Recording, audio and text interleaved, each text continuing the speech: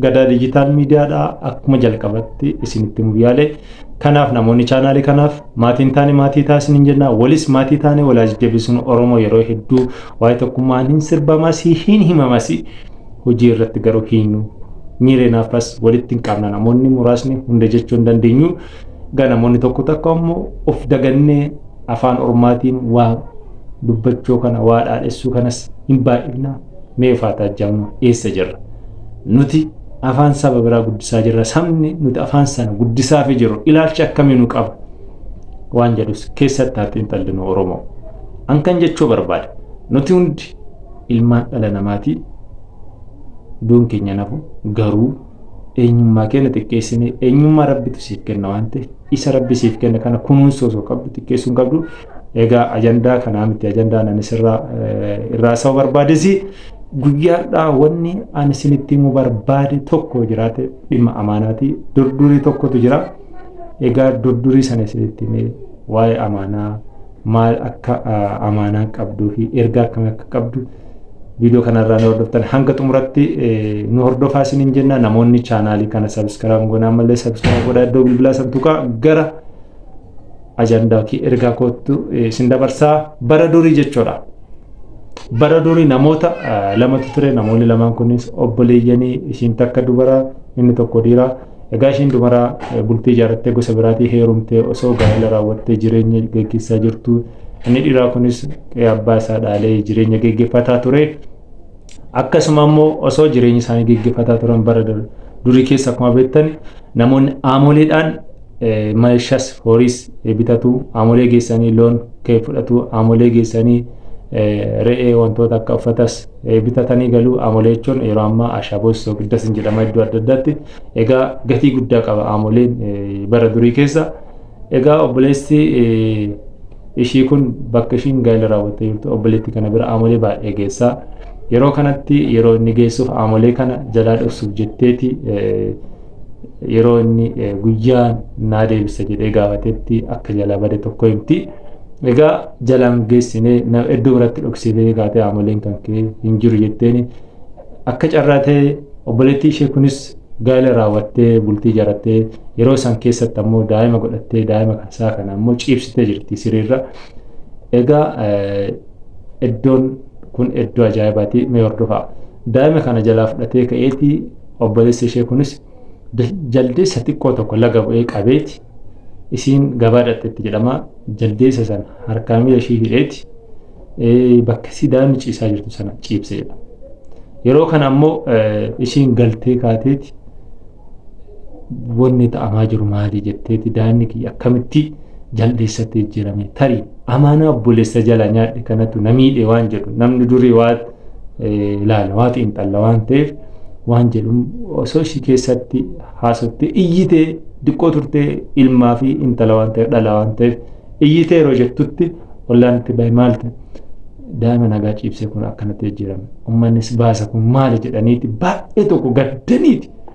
Gaddanii namoonni walitti ba'anii jaarsi wal yaame maali kun baasan dubbaa jedhaniiti waliin dubbatanii. Yeroo kana ammoo obboleessi ishees hin dhufe jedhama. Yeroo dhufu kanatti daa'ima kanas innis bakka iddoo biraa kaateera. Ishiinis dubbii kana xiinxallaa aamolee kana iddoo biraa geessee jira. Amma maaltu si jalaa badee jedhee gaafataan obboleessi ishee kunis ani badee ilma dhala kiyyatu na jalaa badee dhalli kee maal ta'e hin du'e hin duune maal ta'e iddoo ciibse kanatti bifti isaa jijjiiramee namarraa gara jaldeessaatti jijjiiramee na eegee sa'aatii muraasa gidduu gabaa dhaqee deemu kanatti jennaanii isiif itti yaamee dhugamaati aamolee koo sana yoo badee jiraate dhugaa garaa kee keessaa badeera jedhe jennaan an aamolee kee hin ganne tarii safuus ansi sobee kanatu amaanaan si jalaa nyaadhe kanatu waan kana natti fidee waan jedhuun obboleessa ishee sanaafis aamolee deebiftee innis xiqqoo turee ka'eeti kanaaf qormaata kana sii fide jedhee jaldeessa sana iddoo daa'imaa fuudhee kaasee daa'ima iddoo sana ciibsee jedhama. Egaa yeroo baay'ee yeroo nuti amaanaa walii eegne wantoonni qormaata ta'a hedduutu namatti dhufa waan ta'eef egaa viidiyoo kanarraa hedduun keessan hubattan jedhee yaada. Yeroo adda addaatti akkuma beekamu namoonni karaa beekaniin hin beekne karaa lamaan namoonni amanaa walii cabsu. Namoonni karaa hin beekne karaa namoonni iddoo sanatti nama hin eegne namni amanaa cabsuu danda'a. Tokko tokkoma beekaas itti yaades nama jala amanaa cabsuu danda'a. Amanaan cabuun ammoo gaarummaan qabu. Wanni qabatee namatti dhufuun ammoo gaarummaa osoo hin taane hammeenyaa gufuudha kufaatidha waan ta'eef. Egaa durdurii seeneffama kanarraa waa baay'ee bartan jedhee abdii guutuu qaba. Egaa yeroo baay'ee namoonni ajandaalee durdurii kanaa fi ajandaalee barnoota kennan kana caalaa wantoonni namoonni viidiyoo nama ilaalcha keessa galchanii viyuu baay'isan akkuma beektan wantoota namni amma mudhii gadii kanaa fi mudhii ol waan akkasii haasanii iddoo lamatti qoodanii qaama kana wanni akkasiin jira. Egaa ani beeku namoonni mallaqaaf jedhanii dhaloota fi dongorsuun mallaqaaf jedhanii dhaloota har'as dhaloota abaarame taasanii isa boruuf dhaloota homaa hin beekne dhaloota aadaa of hin beekne dhaloota akka namaatti osoo hin taane akka beelladatti yookiin bineensatti waliin jiraatu uumuudhaaf carraaqqii nuti taasisaa jirru guddaadha. Keessattuu faa ilaallu jenna. Oromoon safuuf safeeffannaa qaba. Isa kana keessatti amanaa walii eegaa. Isa kana keessatti ammoo duudhaa isa kaleessa akaakilee abaabileen itti himte sana irraa dhaale sanaan waliin jiraata. Yeroo ammaa wanni hundi harkaa miila dhabee jira. Kana isiniin jedhu maalidhaa? Wanni hunda adda baasuun baay'ee rakkisaa ta'ee jira. Namni baay'ee kan nama gaddisiisu jireenya ofiitiif xiyyeeffannoo dhabee waan fuudhuuf waan dhabu dhabee jira. Kanaaf abaarsi nurra akka jiru beekuu qabna. Wanni kana nutti fidaa jiru beelli dhufaa jira. Hin beektani waraanni biyya kana keessatti jira. Gama biraatiin ammoo dhibeen adda addaa bal'ataa jiranii walajjiisuun dhiigni namaa durgumaa qaba. Amma dur kan namaati miti kan bineensaa kan mukkeenii kan wantoota adda addaatu gumaa qabaadha. Dhalli namaatu gumaa hin qabu.